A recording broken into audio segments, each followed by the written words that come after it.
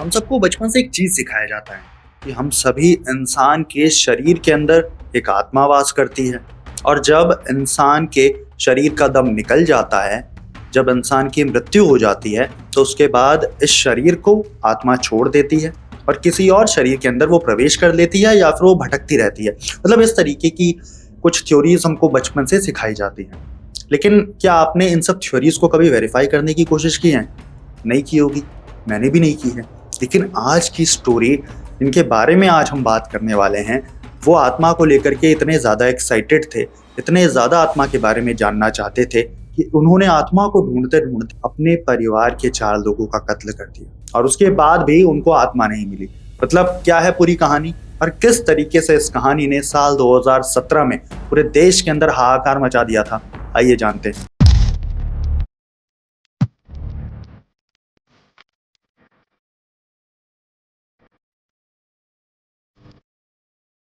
कहानी है केरला से। केरला का इलाका तिरुवनंतपुरम और तिरुवनंतपुरम का नंथनकोड। नंथनकोड में रहता है ए राजा थंकम का परिवार। ए राजा थंकम एक काफी रेपुटेड डॉक्टर, एक रिटायर्ड डॉक्टर। 60 साल उनकी एज हो चुकी है। अब अपने प्रोफेशन से वो रिटायर हो चुके हैं और अब कहीं ना कहीं गृहस्थ जीवन में खुद को खुश महसूस कर रहे हैं, खुद को काफी अच्छा महसूस कर रहे हैं। उनकी वाइफ भी एक काफी अच्छी और रेपुटेड डॉक्टर हैं। उनके घर में उन दोनों के अलावा उनके 2 बच्चे, एक बेटा एक बेटी। बेटी कैरोलिन और बेटा केडल जिनसन राजा रहते हैं और उनके अलावा एक रिलेटिव जिनका नाम ललिता है, वो भी उनके घर में रहती है। तकरीबन 5 लोग उनके घर में रहते हैं। ए थंकम राजा हमेशा से एक सोच रखते थे कि उनके और उनकी वाइफ की तरह ही उनके दोनों बच्चे भी काफी नामी गिनामी एक डॉक्टर बने और उनका नाम रोशन करें। अब इसी सोच के साथ उन्होंने अपने बच्चों की शुरुआती पढ़ाई ऑब्वियसली केरला में ही कराई और उसके बाद उन्होंने आगे की पढ़ाई के लिए अपने दोनों बच्चों को ऑस्ट्रेलिया में भेज दिया। अब ऑस्ट्रेलिया जब कैरोलिन गई, जब बेटी कैरोलिन और बेटा कैडल जिनसन राजा ऑस्ट्रेलिया गए, तो उसके बाद दोनों ने ऑस्ट्रेलिया में मेडिकल की पढ़ाई शुरू की। कैरोलिन लगातार अपने माता पिता से संपर्क में रहती, कैडल जिनसन राजा भी रहते।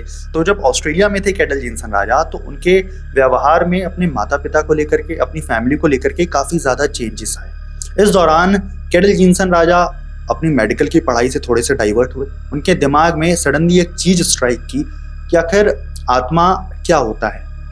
बचपन से सिखाया जाता है कि शरीर के अंदर आत्मा वास करती है और जब शरीर का अंत होता है तो ये आत्मा शरीर से निकलती है। इस बात में कितनी सच्चाई है? किसने देखा है आत्मा को? ये बात कहने से पहले किसी ने आत्मा को देखा भी है, और अगर देखा नहीं है तो ये बात कैसे कहती?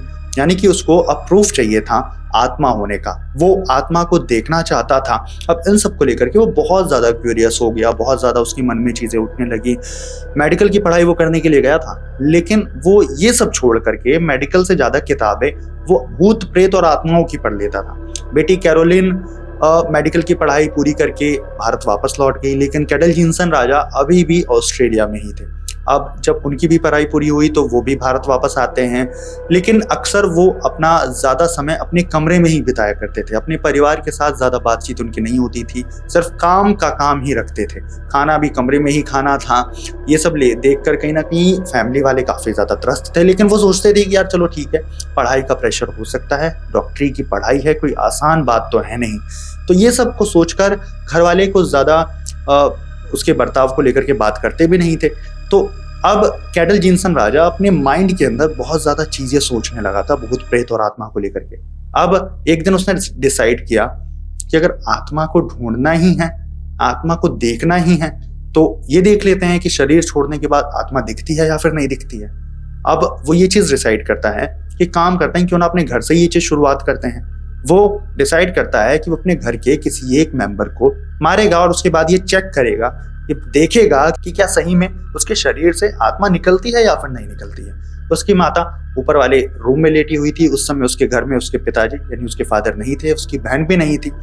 तो अपनी माता के पास हो जाता है, मम्मी के पास हो जाता है और किसी भारी हथियार से, एक भारी रॉड से, लोहे की रॉड होती है, उससे अपनी माँ के सर पर अटैक करता है। अब वो अटैक करने के बाद बैठ जाता है। वो इंतज़ार करता है कि कब उसकी माताजी मतलब डेथ होंगी उनकी, और उसके बाद वो आत्मा को निकलते हुए देखेगा। अब उसकी माताजी दर्द से करा रही हैं, चिल्ला रही हैं, वो अपने बेटे की तरफ देख रही हैं कि आखिर ये क्या कर दिया इसने मेरे सर पर रॉड क्यों मार दिया। वो बहुत जोर जोर से चीख रही हैं, लेकिन सामने इसको कोई भी फर्क नहीं पड़ रहा है। अब उनकी माँ काफी तेज तेज चिल्ला रही थी। अब कैडल जिनसन राजा नीचे ये सब बैठकर देख रहा था। अब इतने में वो देखता है कि अभी माँ नहीं मर रही है। वो एक और डंडा दे मारता है। अब दूसरा डंडा पड़ते ही उनकी माँ बदहवास हो जाती है, उनके प्राण निकल जाते हैं। अब ये सब चीज वो देख ही रहा था कि पीछे से उनकी आंटी ललिता आ जाती है, जो उनकी घर में रह रही थी। अब ललिता ये सब देख करके काफी ज्यादा शॉक हो जाती है, चिल्लाने लगती हैं। अब वो ये सब देख करके डाइवर्ट हो जाता है, पीछे ललिता को देखने लगता है। इतने में जब वो वापस मुड़कर देखता है, फिर आत्मा को देखने लगता है, आत्मा को ढूंढने लगता है, लेकिन उसको आत्मा कहीं भी नहीं मिलती है। अब उसके दिमाग में एक चीज स्ट्राइक करती है कि हो सकता है जब मैं ललिता आंटी को देखने के लिए पीछे मुड़ा हूं तब शायद आत्मा निकल गई हो। तो अब इस चीज को उसने डबल चेक करने के लिए डंडा लिया और ललिता आंटी के भी सर पर दे मारा। अब ललिता आंटी फिर छटपटा रही थी, क्योंकि एक बार उनके सर पे भी डंडा पड़ा तो उनकी डेथ नहीं हुई थी। अब दूसरा डंडा एक बार फिर से उसने ललिता आंटी के सर पर मार दिया, और इस बार उसने प्रिकॉशन के लिए, सावधानी बरतने के लिए उन दोनों की लाश को एक ही जगह पर रखा कि अगर आत्मा निकले तो एक साथ दोनों की आत्मा निकलती हुई दिखाई दे। अब वो अपने कह सकते हैं कि पालथी मार के बैठ गया और ये देखने लगा कि आखिर आत्मा निकलेगी तो कैसे निकलेगी और किस रास्ते से निकलेगी, मुझे ये देखना है। अब ये सब चीजें चल रही थी, इतने में उसकी बहन आती है। उसकी बहन ये सब देखती है तो वो और ज्यादा शॉक हो जाती है। वो अपनी बहन के साथ भी यही चीज करता है कि क्या पता ललिता आंटी के साथ मैंने कोई टेक्निकल ग्लिच कर दिया हो, कोई गलती कर दी हो। अपनी माँ को मारते समय मैं पीछे मुड़ गया था, हो सकता है उस टाइम पे वो आत्मा निकली हो। तो अपनी बहन को भी मार देता है। अब अपनी बहन, अपनी माँ और अपनी उस रिश्तेदार, तीनों की लाश को वो एक ही कमरे में एक ही जगह पर रखता है, और उसके बाद वो बैठ करके टकटकी लगाकर ये देखता रहता है कि आखिर आत्मा कब निकलेगी, आत्मा कब निकलेगी।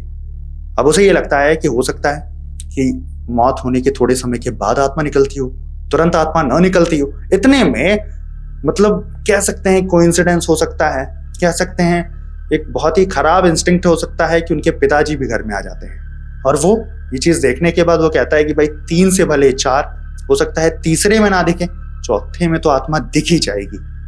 वो अपने पिताजी का भी कत्ल कर देता है। इसी तरीके से सेम रॉड, सेम 2 बार, एक बार में किसी की भी मौत नहीं हुई थी, 2 बार उनके पिताजी भी अपनी होश को खो देते हैं, उनकी भी जान चली जाती है। चारों लाश एक ही कमरे में रखना है। एक परिवार जिसके अंदर 5 लोग थे, अकेला कैडल जिनसन राजा अब बचा हुआ था। अब वो नीचे बैठ करके सिर्फ और सिर्फ ये चीज नोटिस कर रहा था कि आखिर आत्मा कब निकलेगी। आत्मा निकलने का वो इंतजार कर रहा था। वो ये चीज नोटिस करता है कि हो सकता है कि तुरंत आत्मा ना निकले, कुछ घंटे बाद निकले, कुछ दिन बाद निकले। अब यही सब सोचते सोचते वो पूरी रात गुजार देता है। अगला दिन आ जाता है। सुबह सुबह परिवार वाले, चूंकि आस पड़ोस वाले काफी घुलने मिलने वाले थे, तो पड़ोसी उनकी माता जी से मिलने के लिए आती थी, पड़ोस की जो आंटी थी। तो वो गेट को खोलता है और कहता है कि नहीं नहीं, अभी मम्मी है नहीं, सब लोग थोड़ा शहर के बाहर गए हैं। तो चूंकि अड़ोस पड़ोस वाले काफी सपोर्टिव थे, तो वो उससे खाने पीने के लिए पूछते हैं। तो कहता है कि नहीं नहीं, मेरा खाना बाहर से आ रहा है, मैं वहीं खाना खाऊंगा। अब इस प्रोसेस को फॉलो करते हुए तकरीबन 72 घंटे बीत चुके थे। ये सब चीजें 3 दिन पहले शुरू हुई थी। 3 दिन बाद का समय, 3 दिन बाद का दिन आ चुका था। अप्रैल 2017 की हम लोग बात कर रहे हैं। अब जो लाश थी, डेड बॉडीज थी, उनके अंदर से स्मेल आने लगा था। अब ये सब देख करके कैडल जिनसन राजा डर जाता है, क्योंकि अब उसे लगता है कि ये स्मेल बाहर जाएगा, पड़ोसी भी इस सब चीजों को देखेंगे और उसके बाद कहीं ना कहीं उसके फंसने के चांसेस होंगे। अब इन्हीं सब चीजों को देखते हुए, इन्हीं सब चीजों से बचने के लिए ये डिसाइड करता है कि वो उन सभी की लाश में आग लगाएगा। पहले आत्मा उसको नहीं मिलती है और अब वो डिसाइड करता है कि इनकी लाशों को ठिकाने लगाया जाएगा। उन सभी के लाश को वो पहले काटता है, बारीक बारीक उनको काटा जाता है, और उसके बाद एक बड़ा सा बॉक्सिंग जिसमें करते हैं, पंचिंग बैग जिसको कहते हैं, साथ में पंचिंग बैग और घर के बहुत सारे इधर उधर के सामान को वो रख करके जलाना शुरू कर देता है। घर के अंदर ही ये चीज वो कर रहा था। घर के अंदर ही उनके लाश को जलाया जाता है। सोचिए, एक साथ अगर 4 लाशें जले तो कितना ज्यादा भयावह वो मंजर होगा। तो चारों लाशों को जलाना शुरू कर देता है। उसको इस चीज का अंदाजा नहीं था कि आग कितनी ज्यादा भयावह फैल जाएगी। आग बहुत ज्यादा भयावह हो जाता है। वो घर से भाग जाता है, मौके को देखते हुए घर से वो निकल जाता है। अब आस पड़ोस के लोग ये जब चीज देखते हैं कि घर में आग लग गई है, तुरंत पुलिस को बुलाया जाता है, फायर ब्रिगेड को बुलाया जाता है। फायर ब्रिगेड आती है, तुरंत आग पे काबू पाया जाता है। और जब पुलिस और फायर ब्रिगेड मिलकर चीज़ों को आइडेंटिफाई करने की कोशिश करती है, इन्वेस्टिगेट करने की कोशिश करती है, तो पता चलता है कि वहाँ पे इंसानी मांस के कुछ टुकड़े पड़े हुए हैं, इंसानी मांस को जलाने की कोशिश की गई है। सबको शुरू में यही चीज़ लगती है कि आखिर कहीं ना कहीं घर में किसी वजह से आग लग गई होगी और उस आग से कहीं ना कहीं घर के लोग जल गए होंगे। लेकिन अगर घर के लोग जले होंगे तो आखिर ये टुकड़े कैसे हुए? टुकड़े किए गए हैं, इसका मतलब कहीं ना कहीं किसी ना किसी तरीके से इनको काटा गया है, इनके साथ कहीं ना कहीं बर्बरता की गई है, इनके लाश को इनको मार करके इनके लाश के साथ इनके टुकड़े किए गए हैं, इनके लाश के लोथड़े वहां से पाए गए थे। और इसके पीछे कहीं ना कहीं एक नाम जो सामने आया वो था कैडल जिनसन राजा, क्योंकि उसकी लाश जो पोस्टमार्टम रिपोर्ट हुई थी उसके अंदर से उसके लाश का कोई भी अंश वहां से नहीं मिला था। अब जब ये सब चीजें हो गई थी, वहां से कैडल जिनसन राजा फरार हो चुका था। अभी भी वो केरला में ही था। अब तक केरला के जितनी भी न्यूज़पेपर थे उन सभी के हेडलाइन बन चुकी थी ये, और जितने भी उस समय वहां के टीवी चैनल थे उन सभी पे सिर्फ और सिर्फ यही खबर चल रही थी, क्योंकि एक ही घर से 4 लाशों के टुकड़े पाए जाना वहां पे बहुत बड़ी बात है, कहीं भी एक बहुत बड़ी बात होगी। अब एक दिन अगले ही दिन जब वो एक कैफे में बैठा हुआ था तो ये सब चीजें टीवी पे देख रहा था। उसके दिमाग में न जाने क्या चीज घूमी, उसने अपना बैग उठाया और वापस अपने घर पर पहुंच गया और पुलिस को हंसते हुए कहा कि हाँ, मैंने ही मारा इन लोगों को। मतलब पुलिस वाले कह रहे थे कि यार ये कैसा बेशर्म सा कातिल है जो अपने पूरे परिवार को मारने के बाद बेशर्मों की तरह हंस रहा है। हंसते हंसते उसने ये भी कहा कि हाँ, मैंने इनको मारा है और मैं आत्मा को देखना चाहता था, आत्मा को ढूंढ रहा था, आत्मा की तलाश में था और इसीलिए मैंने इनको मारा। एक के अंदर आत्मा नहीं दिखी तो दूसरे को मार दिया, दूसरे के अंदर नहीं दिखी तो तीसरे को मार दिया और तीसरे के अंदर नहीं दिखी तो चौथे को मार दिया। और जब ये चीज समझ नहीं आई लाश को कैसे ठिकाने लगाना है तो उसके बाद मैंने इनके लाश के अंदर आग लगा दी। सिंपल सी बात है, इतना सा केस है। अब ये सब चीज सुनने के बाद खुद पुलिस के भी होश उड़ गए कि हमें तो कोई मेहनत करनी ही नहीं पड़ी। और ये सब चीजें सुनकर पुलिस के पांव इसलिए भी फूल गए थे कि उनके सामने 4 लोगों का एक कातिल खड़ा था, जिसने 4 लोगों को पहले मारा फिर काटा और उनके अंदर वो आत्मा ढूंढ रहा था। पुलिस भी कहीं ना कहीं बहुत ज्यादा सिहर गई थी और इस केस को बहुत ज्यादा इजी खुद कैडल जिनसन राजा ने बना दिया था, खुद को पुलिस को हैंडओवर करके। इसके बाद कैडल जिनसन राजा को अरेस्ट कर लिया गया। उनके खिलाफ अभी भी कोर्ट के अंदर चीजें चल रही हैं। लेकिन इस इंसिडेंट से कहीं ना कहीं एक बहुत ज्यादा बड़ा मैसेज आता है समाज के अंदर कि किस तरीके के लोग हमारे आसपास रहते हैं। कभी भी हम अपने आसपास के लोगों को प्रोटेक्ट नहीं कर सकते अगर इस तरीके के लोग हमारे आसपास में रहें, जिनके दिमाग में इस तरीके की खुराफाती आइडियाज घूमते रहें, खुराफाती थॉट्स घूमते रहें। कैडल जिनसन राजा ने जरूर आत्मा की खोज के लिए ये सब चीजें की, लेकिन जब पुलिस ने मेडिकल टीम उनके ऊपर लगाई तो पता चला कि वो एक मानसिक रूप से बीमार व्यक्ति थे। उनका दिमाग सही तरीके से काम नहीं कर रहा था, वो एक दिमागी बीमारी से जूझ रहे थे, जिसकी वजह से उन्होंने इस तरीके के एक जुर्म को अंजाम दिया। अब ये तो थी आज की पूरी कहानी। इस कहानी को लेकर के आपकी क्या ओपिनियन है? क्या आपने इस कहानी के बारे में सुना था 2017 में? जरूर आप कमेंट करके बता सकते हैं, ताकि ऐसे ही और जितनी भी क्राइम रिलेटेड स्टोरीज हैं जो आपके लिए जानना बेहद ज़रूरी है वो मैं लेकर आऊँगा। अगर आपकी कोई फरमाइश हो आप कमेंट करके बता सकते हैं। ऐसी और वीडियोस के लिए सब्सक्राइब करें बिहाइंड द क्राइम को, देखते रहिए।